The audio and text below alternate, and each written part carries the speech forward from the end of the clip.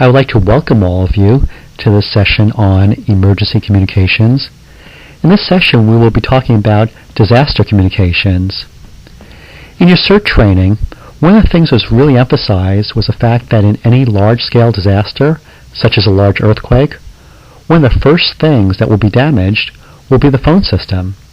And this is really tragic because for most people, the only access they have to emergency services is by dialing 911. When the phone system fails, they will be cut off from emergency services. Now, as CERT team members, you can be taking on a lot of the roles that traditionally the fire department takes on. So, loss of communication is going to be a disaster not only for people to contact and request help, but also communication within your group. Cell phones will also fail, and a lot of teams will be relying on radios instead of cell phones. So what we're going to be talking about are some issues of how do you work as a team using radios? What are the basics? How do you get a lot of information to a lot of people? How do you prioritize that information? And how do you work as a team, especially when using the radios? All of the basic concepts of emergency communication are actually really simple. In fact, most of you already know this stuff. You learned it on the first day of kindergarten. Let me give you an example. There's a disaster communication term called network control station or network control operator, which you'll hear quite frequently in disaster communication. It sounds complicated, but actually it's a very, very simple concept. Let me give you an example. Every year, around August or September, hundreds of thousands of little kids all go off to their first day of kindergarten. And most of them have never been in school before, so this is their first experience at school. And they're all excited, and it's going to be fun because in the kindergarten classroom there are lots of toys, they get to sing songs, they get to play games, they get to learn new things.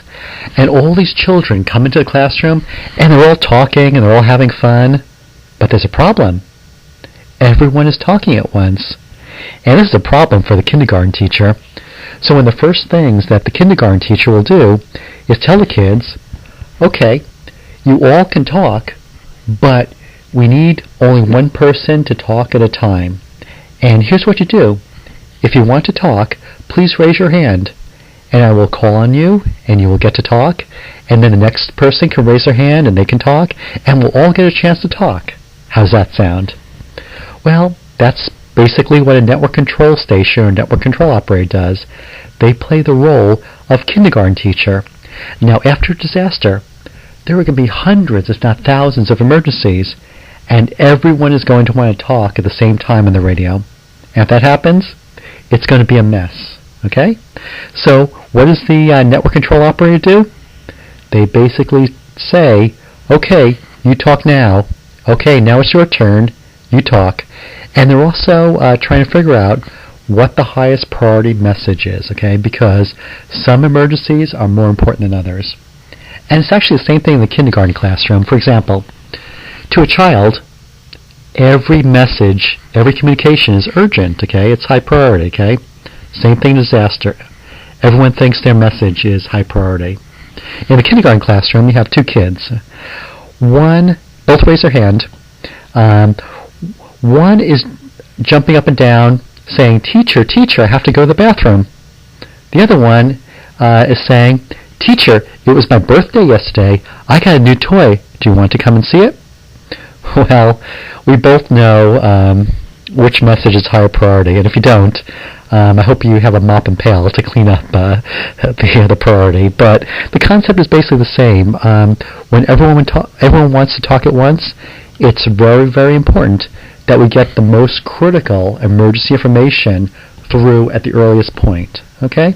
So you basically learned two of the most critical terms, network control station and message prioritization. Okay? It's actually really simple.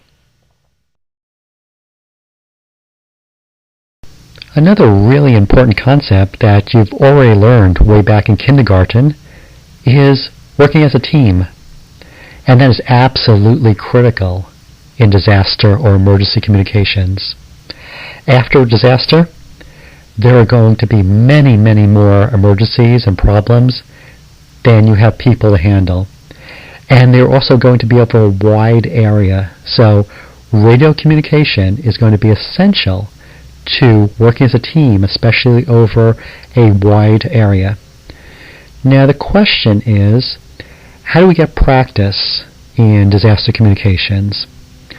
Disasters are unplanned, they happen infrequently, but we have to be prepared for them.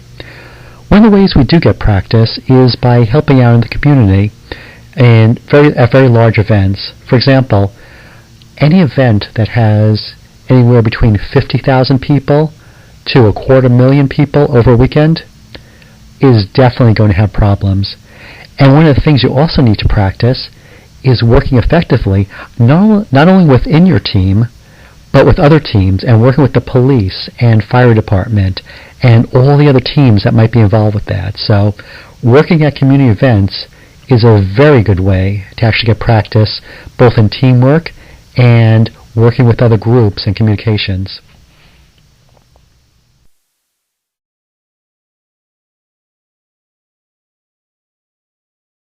One of the biggest problems in large-scale emergencies or disasters is the fact that multiple different emergency groups all need to talk to each other, but they can't. Their equipment is incompatible, they're on different frequencies, they have a lot of different communication issues between groups. That is a real problem, and in disasters, it's essential that everyone be able to talk to each other. Well, one of the ways we get around that is the concept of a relay. Now, you actually learned that concept way back in kindergarten in a concept called a relay race. Now, a relay race is a really simple, fun event for kids, and it's based on the concept that if you can't run the entire race yourself, what you can do is have a team, and people can pass the baton. You run a quarter of the distance, and then pass the baton to the next person, and they run part of it, and then they run part of it. Well, the same thing happens in disaster communications.